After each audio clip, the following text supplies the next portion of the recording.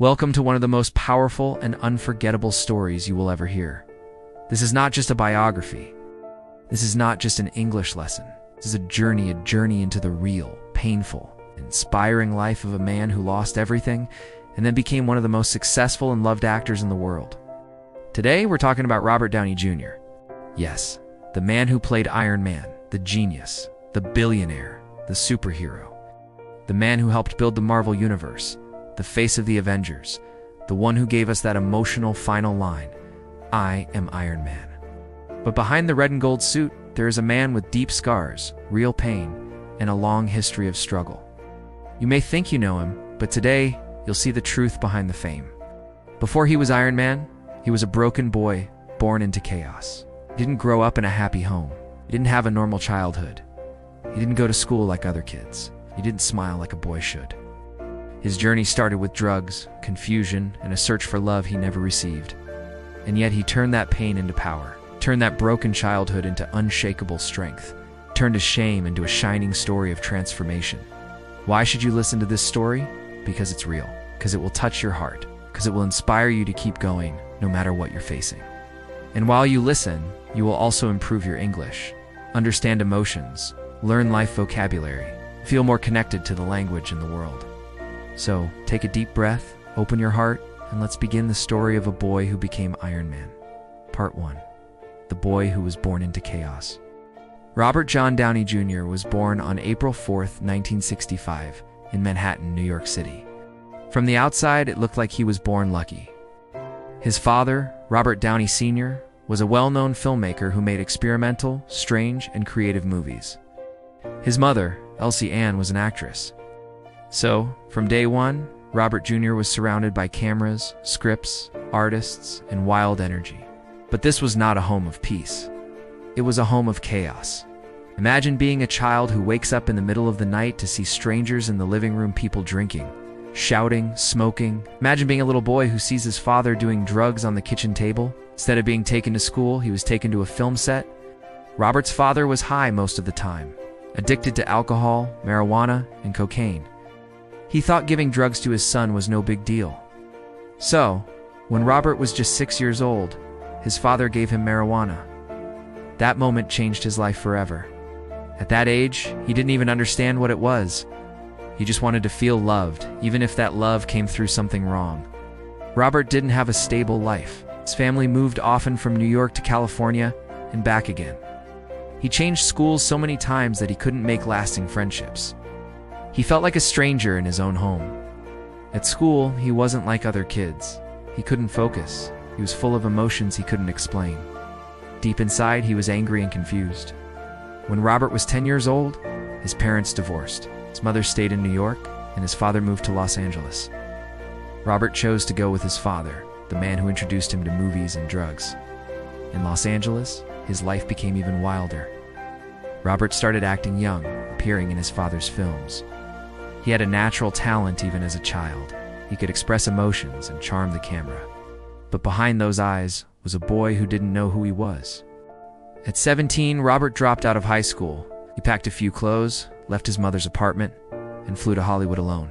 With no plan, no money, and only one dream. Maybe I can become something.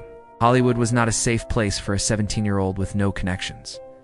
He lived in small rooms, slept on floors, and was rejected again and again. People told him, "You're too intense. You're not handsome enough. You're not the leading man type."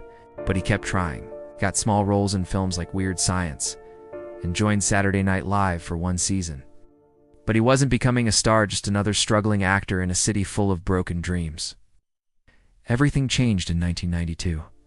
Robert was cast to play Charlie Chaplin in the movie Chaplin. It was a difficult role. Chaplin was a legend. Robert trained hard, studied Chaplin's life, and gave everything he had. When the film was released, critics were amazed. People called it one of the best performances we've ever seen. Robert was nominated for an Academy Award for Best Actor. He was invited to talk shows, wore sharp suits, and stood tall on red carpets. For the first time, he felt seen. But deep inside, the monster of addiction was still alive. Part 2. Falling from the top after his Oscar nomination, everyone thought Robert Downey Jr. would become one of Hollywood's greatest actors. But while the world clapped for him, he was crying alone behind the curtain. The monster of addiction was growing inside him. Robert had started using drugs at 6 years old. By the mid-1990s, he was working by day and getting high at night, using heroin, cocaine, and alcohol. He would come to set late, speak too fast, or not show up at all. In 1996, everything exploded. Police stopped Robert while he was speeding. They found cocaine, heroin, and a gun in his car. A few weeks later, while high, he walked into a neighbor's house by mistake and slept in their child's bed. He was arrested again and again. Hollywood started saying, "He's a great actor, but we can't work with him. It's too risky." In 1999, the judge finally said, "Enough." Robert was sentenced to 1 year in prison. Prison was hell. One night, another prisoner attacked him violently. He was beaten, punched, and left bleeding. He later said, "Is this how I'm going to die?" That night changed everything, he realized. If I don't change, I'm going to die here. After prison, he tried to stay clean. He got a role in the TV show Ally McBeal and even won a Golden Globe. But the monster wasn't dead yet. In 2001, Robert was found walking barefoot in a dark alley, confused, lost, and possibly naked. He was arrested again. The whole world saw it on the news. This was his rock bottom, the lowest point of his life. His wife, Deborah Falconer, left him and took their son. He had no job, no family, no future. From 2001 to 2003, he tried rehab, counseling, and sobriety, but kept relapsing. Then, in 2003, he met Susan Levin, a film producer. She looked him in the eyes and said, "I will not be with you unless you change." For the first time, Robert made a real decision, threw all his drugs into the ocean, started martial arts, meditation, and therapy. He stayed away from toxic people. Slowly, the monster started getting smaller. But Hollywood still didn't trust him.